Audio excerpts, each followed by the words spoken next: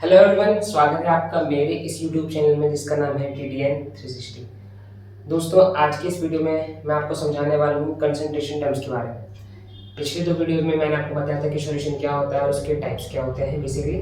तो आज हम जानने वाले हैं कंसंट्रेशन टर्म के बारे में। कंसंट्रेशन डेफिनेशन मैं आपको बता चुका हूँ, तो आप पिछले वीडियो में जाकर देख सकते हैं कि कंसंट्रेशन की बेसिक डेफिनेशन क्या होती है। उससे आपको कंसंट्रेशन के बारे में अच्छे से पता लग जाएगा। आज हम पढ़ने वाले हैं कंसंट्रेशन टर्म्स के बारे में। सारी कंसंट्रेशन टर्म जो होती हैं आपकी, बहुत प्रकार की कंसंट्रेशन टर्म होती हैं, सारी की सारी आपको बताती हैं कंसंट्रेशन के बारे में, मतलब कितना सॉलिड प्रेजेंट है कितने अमाउंट ऑफ सॉल्यूशन के अंदर। तो यहाँ पे जो मैं पहली कंसंट्रेशन टर्म लेने वाला हूँ जो आपकी मोलैरिटी। ये जो टॉपिक है आपको मोलैरिटी देखिए ध्यान से, इसको बहुत इंपॉर्टेंट टॉपिक है। एग्जाम के पॉइंट ऑफ व्यू से बहुत बार पूछा गया है एग्जाम में और इसे न्यूमेरिकल बनता ही बनता है। तो अच्छे से इसकी प्रैक्टिस करनी है आपको, उस कॉन्सेप्ट को अच्छे से समझना होगा, ठीक है। तो देखिए जरा, देखिए मोलैरिटी क्या होती है। थोड़ा शोर आ रहा होगा, उसको अवॉइड कीजिए। देखिए मोलैरिटी क्या होती है।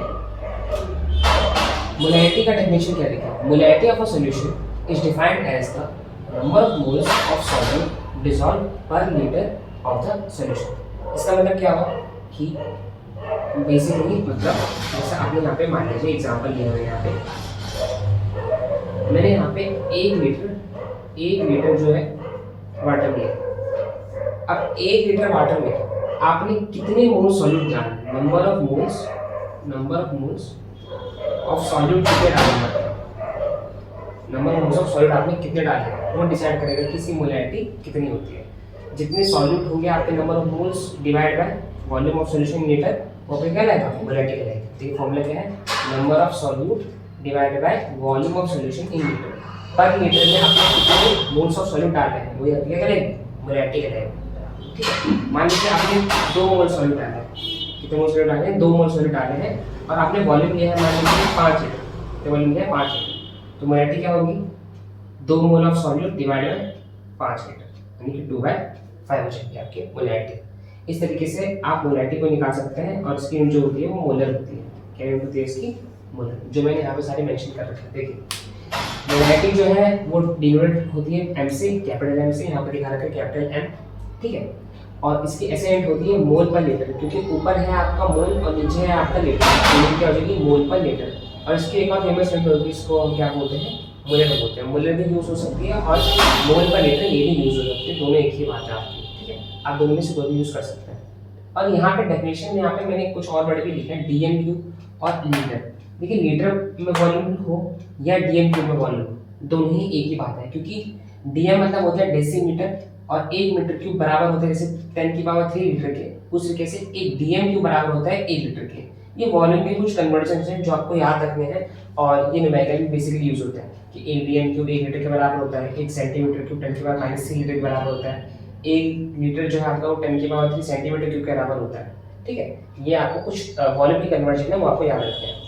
यहाँ पे मैंने एक और चीज लिखा है 1 डेसीमोलर। डेसीमोलर का मतलब क्या होगा, जैसे मोलर तो यूनिट होगी मोलैरिटी की, तो डेसीमोलर का मतलब ये होगा कि जितनी भी आपकी मोलैरिटी है उसका 1/10 हिस्सा जो होगा उसे हम डेसीमोलर बोलेंगे, यानी कि 1 डेसीमोलर बेसिकली 0.1 मोलर।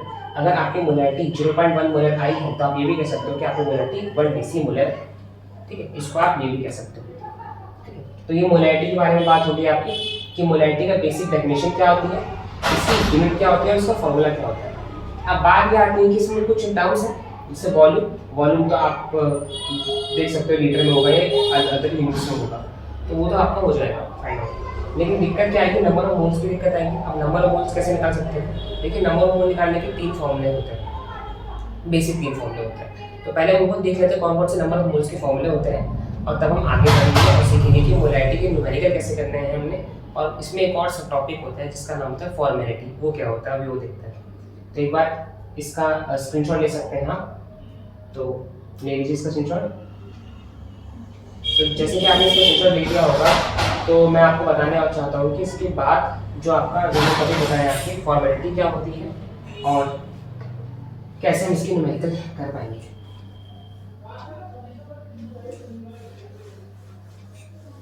ध्यान से देखिएगा जरा,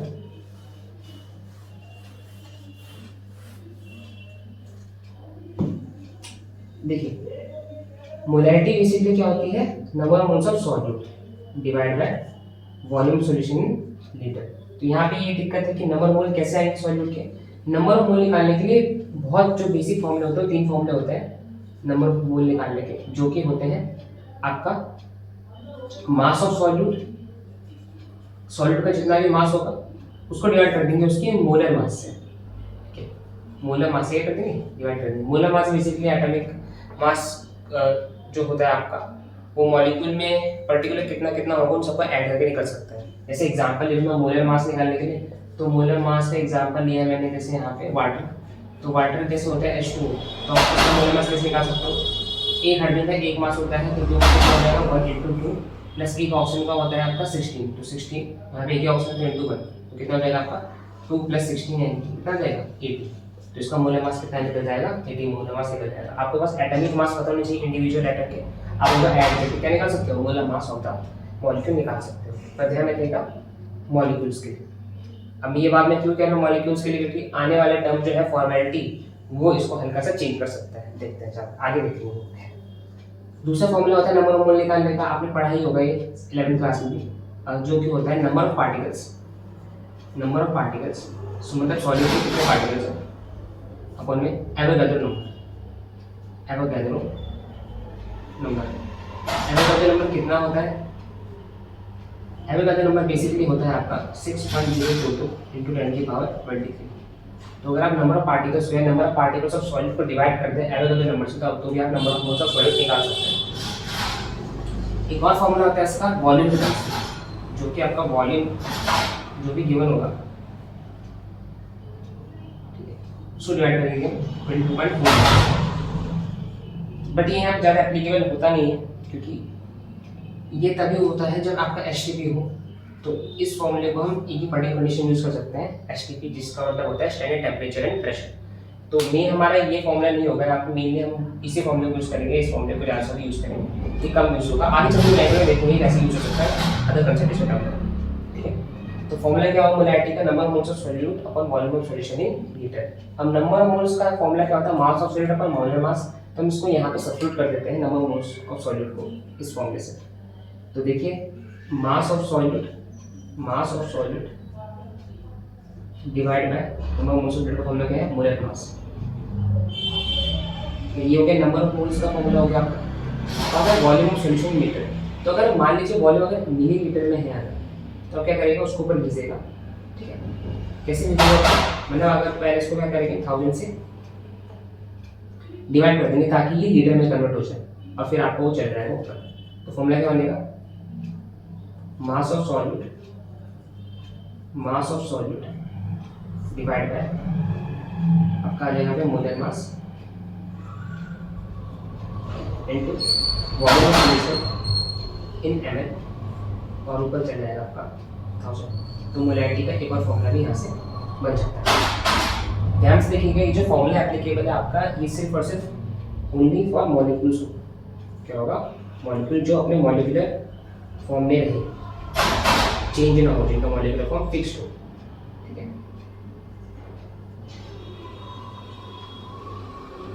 लेकिन अगर मान लीजिए जैसे कोई आयनिक कंपाउंड है, आयनिक कंपाउंड जैसे कि NaCl है, NaCl पानी में बेसिकली टूटता है Na पॉजिटिव में Cl नेगेटिव में, यानी कि ये अपने आयन में टूट जाते हैं। ये मॉलिक्यूल अब नहीं है, ये अपना बन चुका है, आयन बन चुका है। अभी भी इसका एटॉमिक मास जो होगा या मॉलिक्यूलर मास निकालोगे तो सेम ही आएगा, क्योंकि एटॉमिक मास न्यूट्रॉन और प्रोटॉन का सम होता है, जो कि चेंज नहीं हुआ यहाँ पे। तो एटॉमिक मास को प्लस करके जो मॉलिक्यूलर मास है वो सेम रहेगा। लेकिन अब मॉलिक्यूलर मास या मोलर मास हम टर्म डिफाइन नहीं कर सकते, क्योंकि अभी मॉलिक्यूल नहीं रहा है। तो इसके लिए हम जो अदर वर्ड यूज करेंगे वो यूज करेंगे फॉर्मल मास। क्या यूज करेंगे, फॉर्मल मास। और वो जो फॉर्मल मास होगा, इसी मास के टर्म के लिए हम अलग से यहाँ पे डिफाइन करते हैं एक और टर्म, जिसका नाम है फॉर्मेलिटी। फॉर्मेलिटी एक प्रकार की मोलैरिटी ही होती है, बस वो आयनिक कंपाउंड के लिए होती है, क्योंकि आयनिक कंपाउंड मॉलिक्यूल के फॉर्म में ना रखे आयंस में डिस्ट्रीब्यूटेड होता है। तो देखते हैं आपका फॉर्मूला क्या चेंज हो जाएगा। इस केस में क्या हो जाएगा आपका, बस कि जो फॉर्मेलिटी होगी, जो आपकी फॉर्मेलिटी होगी, उसका फॉर्मूला क्या हो जाएगा, मास ऑफ सॉल्यूट फॉर्मेलिटी।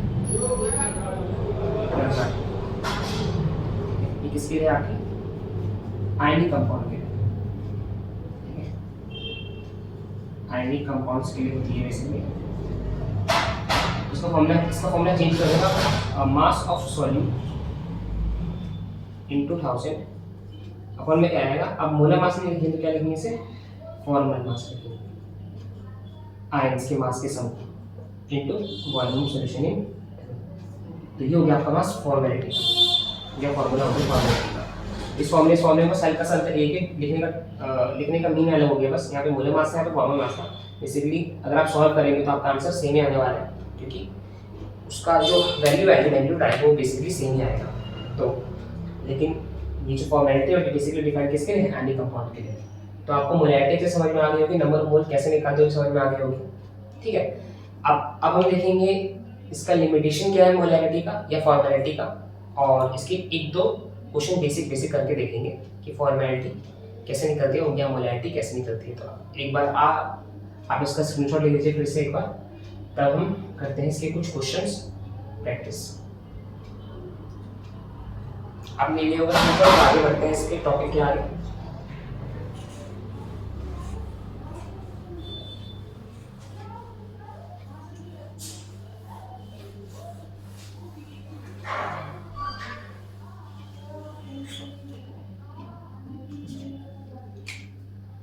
देखिए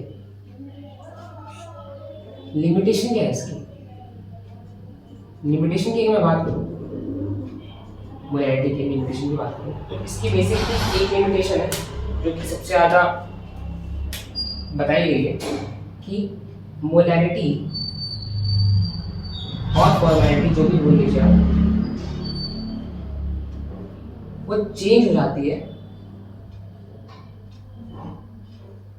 अगर हम टेम्परेचर को चेंज करें। मोलैरिटी और formality changes with change in temperature.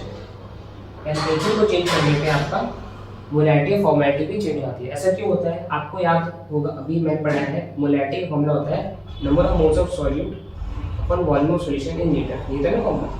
तो अगर मैं वॉल्यूम को चेंज कर दूं, यानी मान लो वॉल्यूम को अगर मैं कम कर दूं तो मोलैरिटी अपने आप बढ़ जाएगी क्योंकि इन्वर्सली रिलेशन में है, ठीक है। तो वॉल्यूम को चेंज करने पे मोलैरिटी आपकी चेंज होती है। और वॉल्यूम कैसे चेंज होती है, टेम्परेचर को चेंज करने पे। अगर आप टेम्परेचर को बढ़ाते हो तो वॉल्यूम आपका बढ़ जाएगा, क्योंकि पार्टिकल के बीच का जो स्पेस होगा वो बढ़ जाएगा, क्योंकि पार्टिकल एक्सपेंड करेंगे तो वॉल्यूम बढ़ेगा, और वॉल्यूम बढ़ेगा तो आपकी मोलैरिटी घटेगी, यानी कि मोलैरिटी चेंज हो जाएगी। तो टेम्परेचर चेंज करने की वजह से मोलैरिटी की क्या होती है, चेंज होती है। तो ये टेम्परेचर पे हाईली डिपेंड करती है मोलैरिटी, ठीक है। ये टेम्परेचर इंडिपेंडेंट फैक्टर नहीं है। आने वाले टर्म्स में देखेंगे मोल फ्रैक्शन क्या होता है, वो एक्चुअली में टेम्परेचर इंडिपेंडेंट टर्म होगी, ठीक है। अब हम करते हैं इसके कुछ क्वेश्चन, और तब आपको अच्छे समझ में आ जाएगा कि इसके क्वेश्चन कैसे आ सकते हैं। अभी मैं बेसिक क्वेश्चन कराऊंगा, बहुत बेसिक एग्जाम्पल। एक अलग से वीडियो कराई जाएगी जिसमें आपको अच्छे खासे IIT लेवल या JEE लेवल के भी क्वेश्चन कराए जाएंगे। अभी आप इसको देख लीजिए बेसिक क्वेश्चन के द्वारा कि मोलैरिटी क्वेश्चन कैसे आ सकते हैं।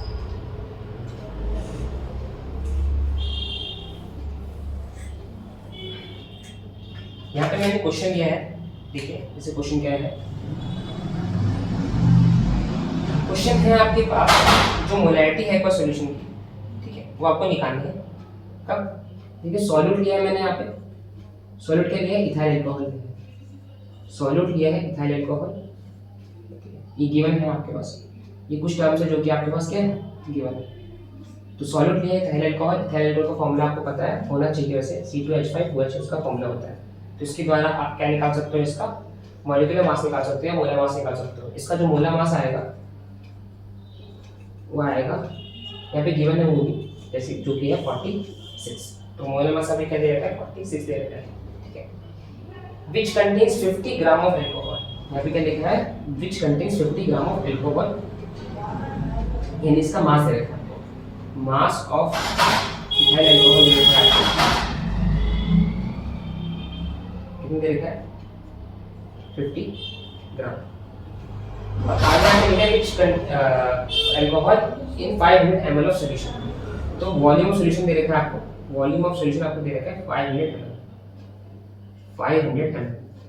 अब आपको क्या निकालना है, अब आपको इसके क्या निकालनी है, मोलैरिटी निकालनी है। क्या निकालनी है, मोलैरिटी। तो बेसिकली आपको ये सारी चीजें गिवन है और आपको ये फाइंड करना है, ये सब गिवन है, आपको ये फाइंड करना है। तो आप डायरेक्ट फॉर्मूला लगा करके इसको इजीली सॉल्व कर सकते हैं। देखिए कैसे करते हैं इसको सॉल्व। मोलैरिटी का फॉर्मूला क्या होता है, number of moles of solute upon volume of solution in litres. लेकिन यहाँ पे वॉल्यूम ml में है और आपको मास के टर्म्स में दिया गया तो दूसरा फॉर्मूला लगेगा मोलैरिटी का, जो कि इसको और एक्सपेंड करके लिखा जाता है, जो कि है, ठीक है, mass of solute divide by molar mass into volume in ml into, तो इसको यूज कर लेते हैं इस फॉर्मूले को। तो क्या हो जाएगा आपके पास, मास ऑफ सॉलिड क्या है आपके पास, मास ऑफ सॉलिड है आपके पास, देखिए मास ऑफ एक एल्कोहल क्या है यहाँ पे 50 ग्राम, यहाँ पे आ जाएगा 50 आ जाएगा इनटू 1000 हो जाएगा। डिवाइड किससे करेंगे इसको, मोलर मास दिया आपको 46 दिया है और आपका वॉल्यूम दिया आपको 500। ये कुछ इस तरीके से दे देते हैं आपको, आप ये सॉल्व कर सकते हैं। इसे 500 यहाँ पे 1000 लिखा तो 2 से कट जाएगा आपका, ठीक है, और आप इसको और डिवाइड करेंगे तो कितना किसी कट जाएगा, देन आप इसे डिवाइड करके फाइनल आंसर निकालेंगे तो ये जो आएगा आपका तो समथिंग आएगा 2.18 के समथिंग आएगा, 2.18 आप उस 50 और 20 को डिवाइड करेंगे तो आंसर आ जाएगा 2.18 मोलर, जो कि इसकी यूनिट होती है। तो आपने देखा कि मोलैरिटी हम कैसे निकाल सकते हैं by using the formula according to the given question, ठीक है। तो ये क्वेश्चन था मोलैरिटी का, आई होप आपको अच्छे से समझ में आया होगा, ठीक है। ये क्वेश्चन मैंने क्वेश्चन करा दिया है और एक क्वेश्चन आपको होमवर्क दे देता हूँ, आप ट्राई कीजिएगा या कमेंट बॉक्स में जरूर बताइएगा कि इसका आंसर क्या है।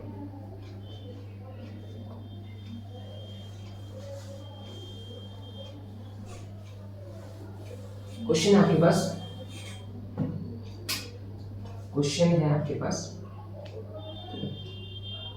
पास 60 ग्राम NaCl dissolved 25 ml of water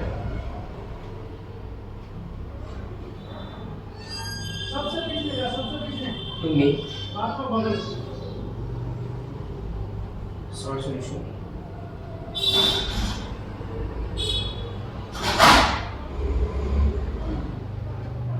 find the molarity of solution। इस क्वेश्चन को नोट कर लीजिए अच्छे से और आप मुझे बताएंगे इसका आंसर क्या है। 60 ग्राम NaCl डिसॉल्व है 25 ml ऑफ वाटर के अंदर, ठीक है, जो कि एक सॉल्ट सॉल्यूशन बनाता है ये कॉम्बिनेशन। और आपको क्या निकालनी है, मोलैरिटी निकालनी है किसी सॉल्यूशन की। तो इसको अच्छे से ट्राई कीजिएगा और कोशिश कीजिएगा आप इसका आंसर निकाल पाए। नहीं भी आएगा तो आप जरूर कमेंट में बताइएगा कि आपको क्या दिक्कत आ रही है, डाउट क्या आ रहा है। आने वाले लेक्चर्स में आपको वो भी क्लियर करूँगा और अदर क्वेश्चन भी कराऊंगा। तब तक के लिए मेरे इस चैनल पे बने रहें और इस चैनल और वीडियोस को जरूर शेयर करें अपने फ्रेंड्स के साथ में जो भी केमिस्ट्री को अच्छे से समझना चाहते हैं, ठीक है। ऑल द बेस्ट, जय हिंद, जय उत्तराखंड।